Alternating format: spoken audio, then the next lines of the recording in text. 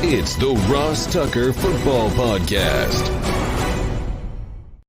Oh, yeah, it is. But it's not just any Ross Tucker Football Podcast. It is a Wisdom Wednesday, but we're switching things up a little bit this week for various reasons, mainly my travel. Professor Greg Cosell from NFL Films University. He teaches the NFL matchup class.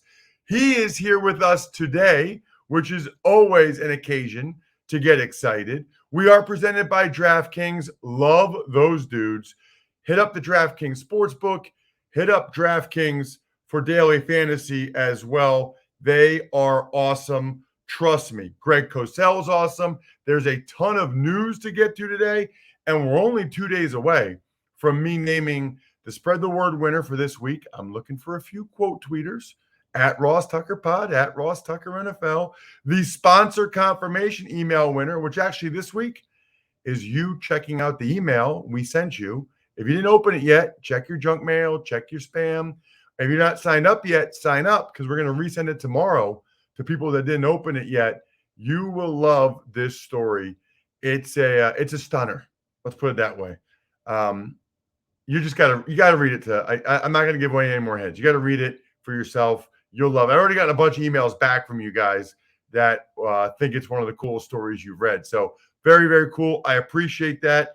And then we'll do the YouTube shout out, youtube.com/Ross Tucker NFL. Just subscribe, hit the thumbs up, make a comment, and I see every comment. So I definitely see names I don't recognize before, which is awesome. Remember, when you do what I ask you to do to win the Madden this week, from the email, make sure you tell me whether you want an Xbox version or a PS4 version.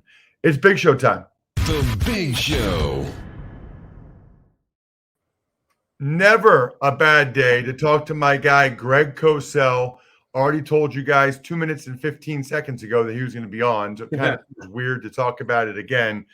Greg, appreciate the flexibility as always, as I've got 3 games in 4 days and flights the next 2 mornings. So worked out best to have you on this morning. Let's start with the game I'll be calling tomorrow night. It's the Ravens at the Dolphins. And I guess I want to go a little bit of a broader question here, Greg. Sure.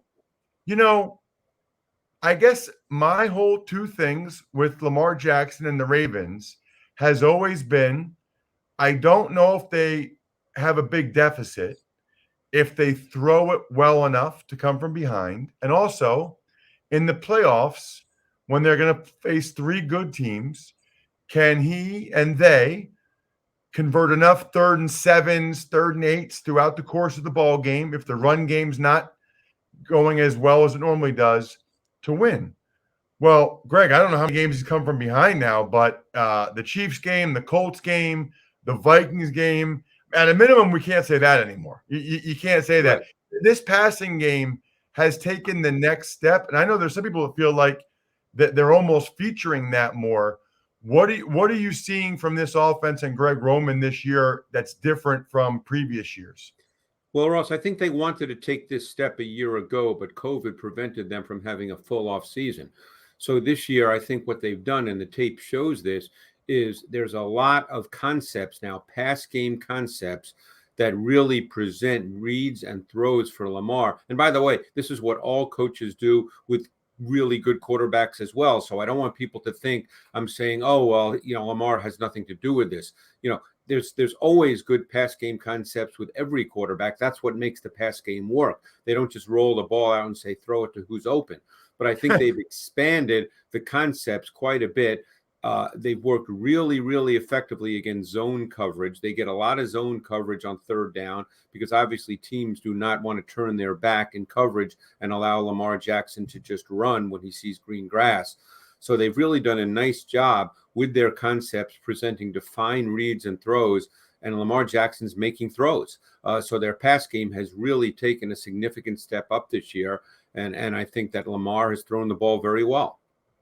You know, Greg, I never thought of this until you just said that.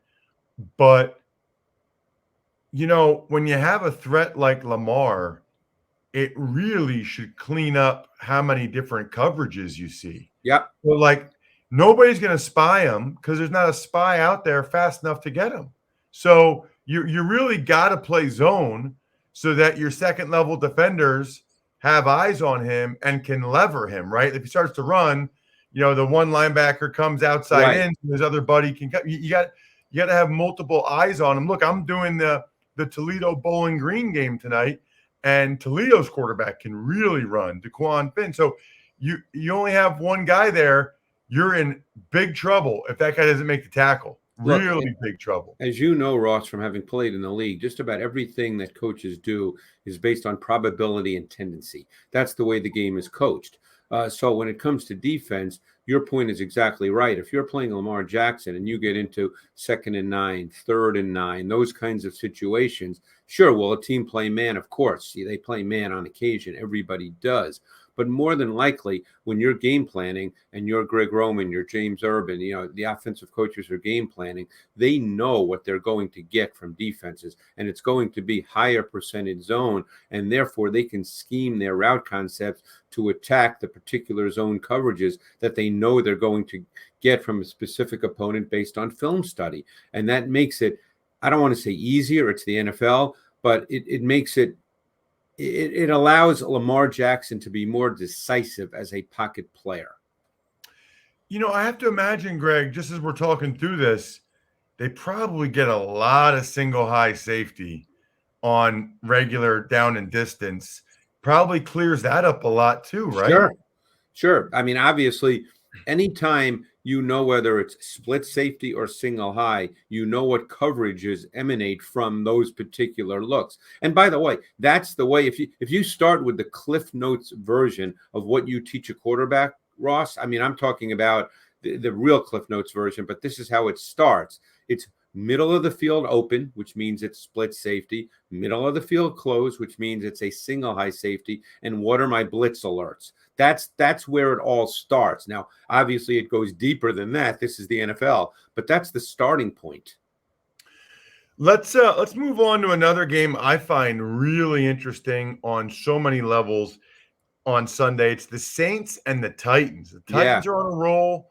They found a way to win in LA without Derrick Henry. I'm curious what you saw there. And then the Saints got behind, came from behind, but then they couldn't pull it out against the Falcons. And I know there are people that think that based on how Simeon performed, that we might start to see more Taysom Hill. What interests you in this Saints-Titans matchup? What will you be looking at? Well, 2 points. I think Simeon performed extremely well, by the way. I think the tape shows that Simeon played well. You have to understand what he is. He's an executor and a ball distributor. That's what Trevor Simeon is. I don't know what people think he's going to be, but don't forget they were down 24-6, and he brought them back, and he threw the ball extremely well in the fourth quarter of that game. So I can't speak for Sean Payton or what he's going to do. He's very creative, but I want to put out there that Trevor Simeon did not play poorly in this game. The other point that needs to be made is what the Titans have done defensively. They have shown the ability to rush the quarterback with 4, with multiple stunt concepts, multiple front looks, multiple pressures from 4 men. They do not blitz very much at all. And on the back end, they play a very good mix of man and zone. When they play a man, it's predominantly out of dime. But they also play a lot of zone. So they're doing what every team would love to be able to do, pressure with their 4 down linemen and play 7 in coverage. And they have been, over the last month, in beating the Bills, Chiefs, Colts, and Rams, they have been absolutely dominant with their front 4 in terms of pass rush. Greg, I've said this for years. I'm even more convinced of it now. After quarterback play, defensive line play is the second most important thing for a team in the NFL. I mean, watching Danico Autry. He's been phenomenal the last month. Yeah, and Jeffrey Simmons the other night tearing up the Rams offensive line. If you can get there consistently with 4, it changes everything. I mean, that's why Stafford was having those crazy interceptions. He doesn't do that when he's got a clean pocket. I'm not going to say he was rattled, but he was affected for sure. As you know, Ross, basically pass coverage, besides, let's not talk about specific coverage, but the starting point is it's a numbers game. You would much prefer to cover with 7 than fewer than 7, because obviously anybody you take out of pass coverage to add to the pressure, you have fewer numbers in coverage, and then that starts to limit your options of what you can do in coverage. So if you have 7 in coverage, every option is on the table from a coverage perspective. And if you can rush with 4, and that allows you to do that, then your defense, your pass defense, is going to be better. Let's talk Jordan Love. Yeah. I've been dying all week to hear what you thought of Jordan Love. You know, the consensus out there, Greg, is that he was not very good. He was not ready. He looked really bad. What did the tape show you? I don't think the tape showed that, Ross. First of all, people automatically said, oh, he played a bad defense. Well, the Chiefs' defense has not been very good this year in terms of their production, so they've given up yards and points, but they're a difficult defense to play against tactically because they blitz a lot, they play a lot of man coverage, there's a lot of disguise and late movement. So even though they have not had great production and great results, just from a tactical perspective, they are a very difficult defense for a quarterback making his first NFL start to play against. And by the way, through the first half and much into the second half, there was a ton of inside pressure on Love, and it really made him uncomfortable. Now, inside pressure will do that to any quarterback. The O-line and the pass protection in this game was not very good, whether the Chiefs were rushing 4 or whether they blitzed. The Chiefs had 5 snaps of 0 blitz. And by the way, Love knew exactly where to go with the ball on 4 of them. One of them, he was sacked, but they had pass protection issues on all of them. So I thought Love, there were times he played fast. There were times that he was a little unsettled, but I thought he actually settled into the game. And I thought in the second half, he played significantly better. He calmed down. He knew where to go with the ball. Now, the one issue as he goes forward, and he may not play another snap this year, is ball placement. His ball placement will have to become much more consistently precise if he's to become a quality NFL starter. But he did not play poorly. So a couple questions for you. Watching the game, it didn't seem like the Packers had a great plan for the 0 blitz. You know, it almost seemed like they weren't expecting it. I don't know how much of that was LaFleur, how much of that was the O-line, how much that was Jordan Love, but it just felt like guys were coming free a lot, and he didn't always feel like he had an answer. Well, what he did is he threw the one-on-ones to Davante Adams, and no one would say that's a bad idea. He missed them with throws that were not necessarily accurate. He threw a one-on-one to Cobb late in the fourth quarter. But yeah, again, you know how it is with 0 blitz. The idea is if you're going to let someone come clean, it needs to be from the outside. That was not the case at all. People were getting clean from the C gap, the B gap, the A gap in rushing versus 0, and that made it really, really difficult for Jordan Love. He was under immediate duress, and they did not help him with their route concepts. There were a couple of plays where nobody broke anything off. They just ran their routes, but he threw to the right receiver. He knew where to go. He threw to the one-on-one for Davante Adams, but there was way too much pressure on him in this game from the inside, even when it was not blitz. Let's talk a couple other games that I'm intrigued by. Browns and the Patriots, both coming off pretty big wins. The Browns in Cincy, the Patriots over the Panthers after they had beaten the Chargers the week before. What are you going to be looking for in Browns Patriots? Yeah, well, I guess now with the Nick Chubb situation, and we just don't know what that means. And we're speaking on a Wednesday here, Ross, so we just don't know. But I think I'd like to speak about the Browns defense. I think that's been very, very overlooked. They've been a very good defense. They're really good up front. They've got a ton of depth on their defensive line. They move people around. Clowney moves around. You'll see Garrett even move inside at times in their sub fronts. I think that this defense has played extremely well, and it's been overlooked. It won't be overlooked by Bill Belichick and the Patriots. So the question is, how do the Patriots attack? I know there's issues midweek here as we speak with Damian Harris or Ramondre Stevenson, whether they will be able to go this week. That leaves Brandon Bolden. I think the Patriots want to run the ball. Their run game's pretty multiple. I think they'd like to play in games where Mac Jones does not have to drop back 35 times. So I think this is a really intriguing matchup on that side of the ball. Yeah, I mean, they both really want to run it if they can.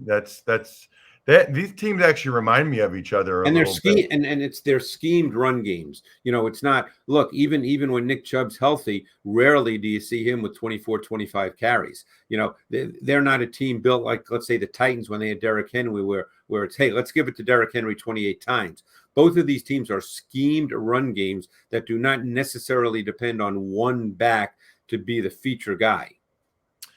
What about Greg, Eagles and Broncos? Broncos got a huge win against the Cowboys. That was a little bit of a stunner.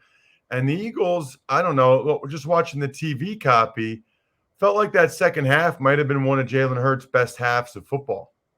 Yeah, I thought that the Eagles offense, for the first time this year, really had a timing and a rhythm to it.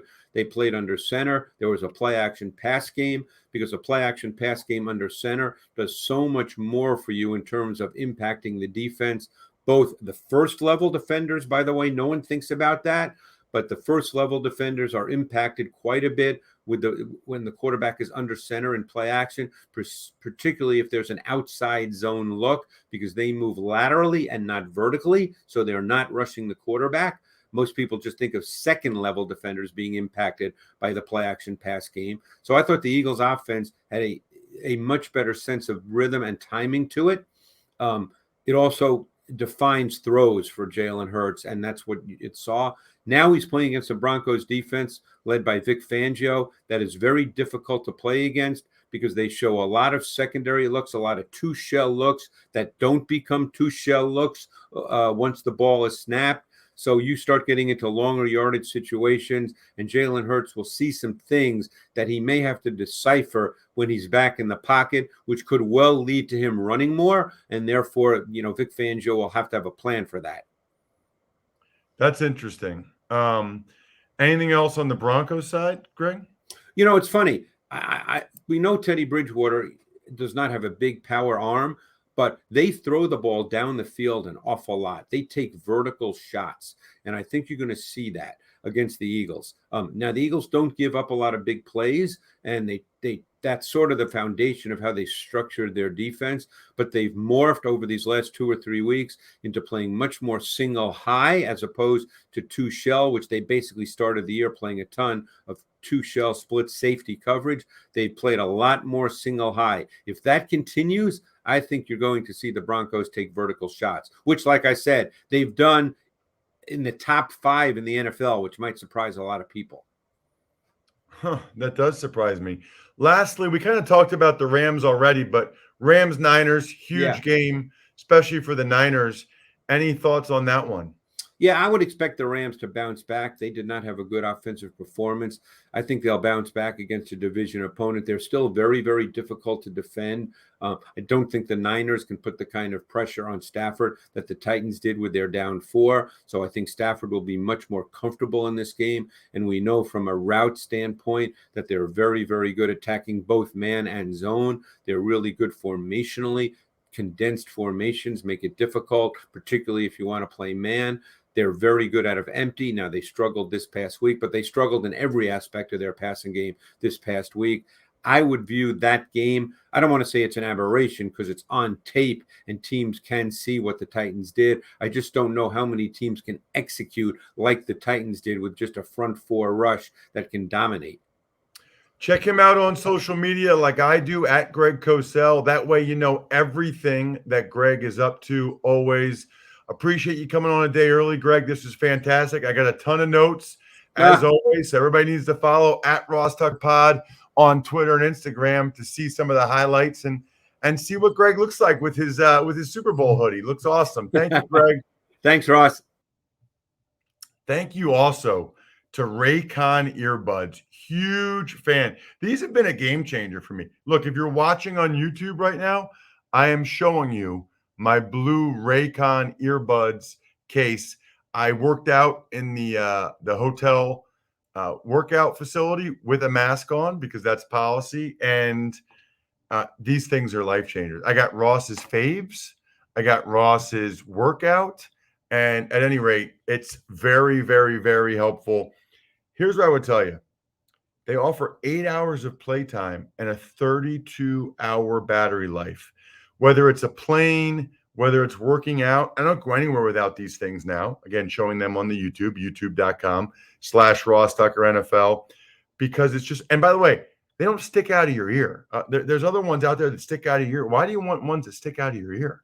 That's not cool. Go to buyraycon.com/Tucker today to unlock exclusive deals up to 20% off your Raycon order. But hurry, because this offer is available for a limited time only, and you don't want to miss it.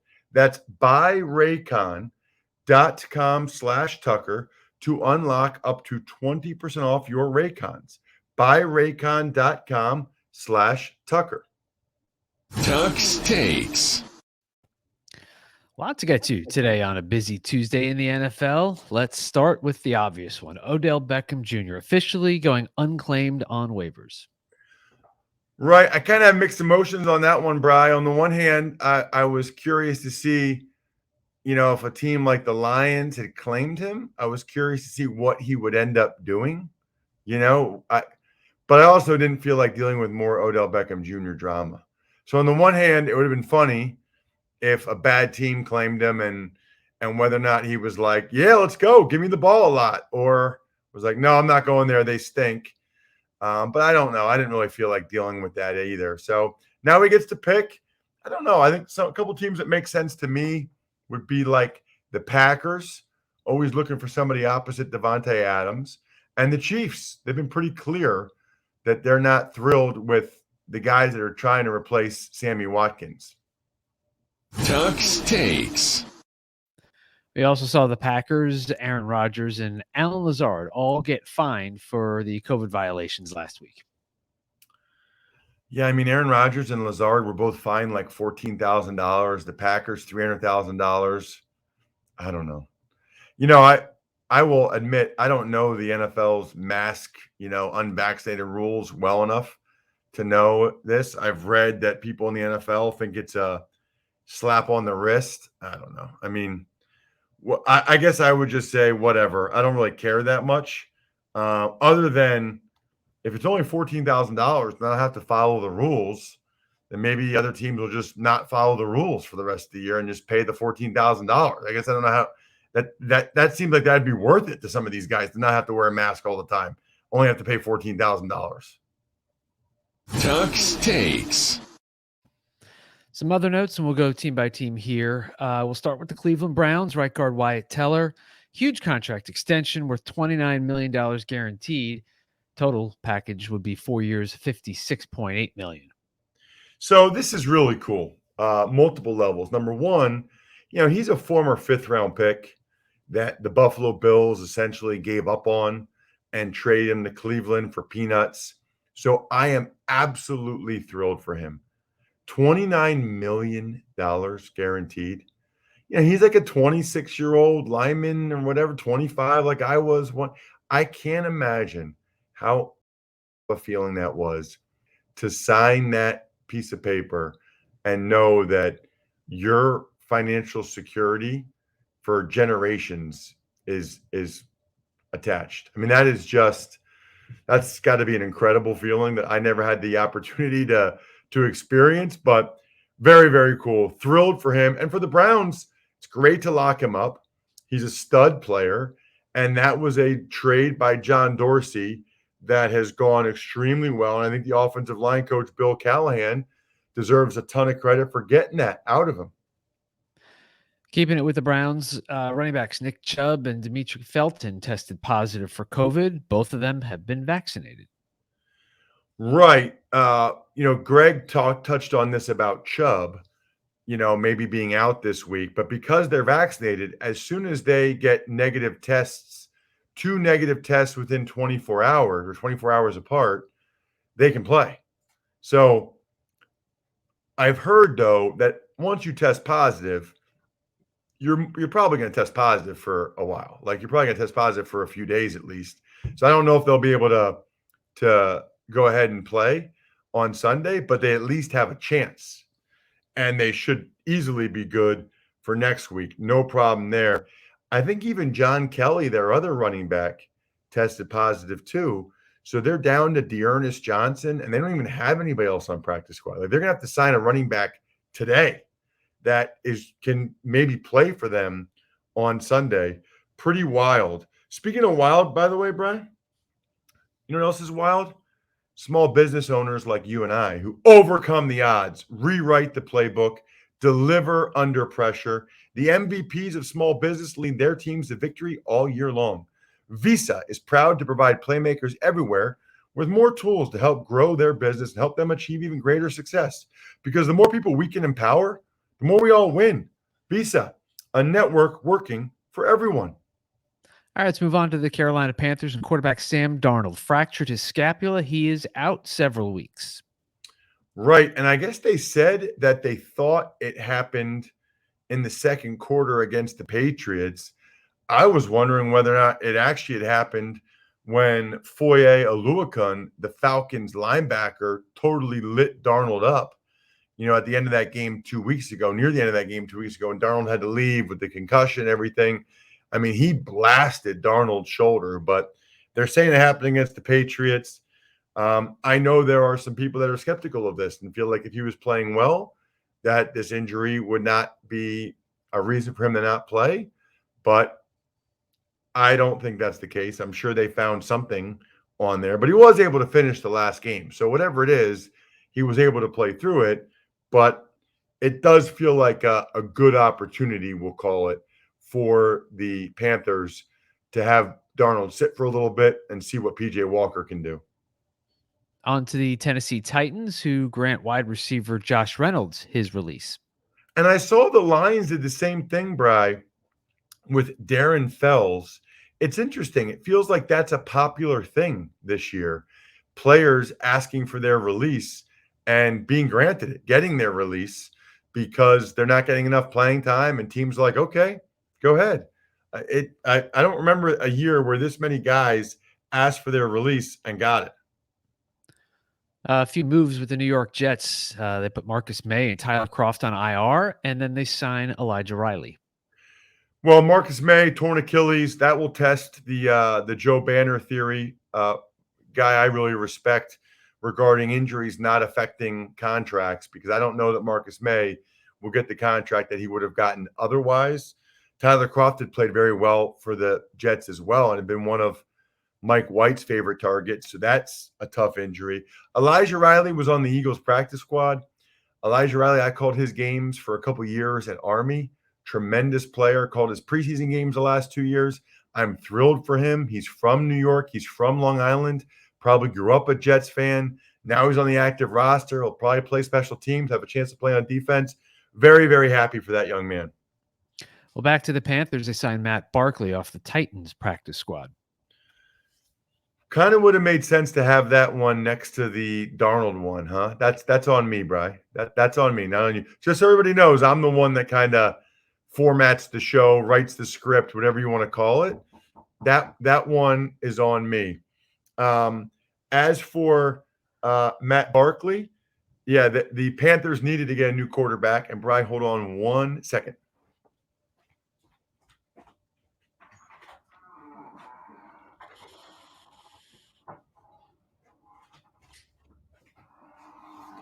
So just to peel back the curtain a little bit, I am in a hotel room and I ordered breakfast for between 7:45 and 8 because I knew we would finish the show at 7:45.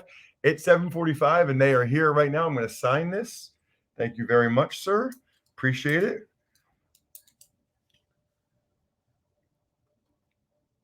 Brian, this is a first. Yeah, I don't think I'm editing this out, am I? No, I mean, it's up to you. I don't care. No. Thank you very much, sir. I really appreciate that. Yeah, so it's funny because they said that they can bring it in 15-minute increments, but I've got a lot of other stuff to do today. So 7:45 to 8 was my window, and they got here Boom, right at 744. So I guess lesson learned there.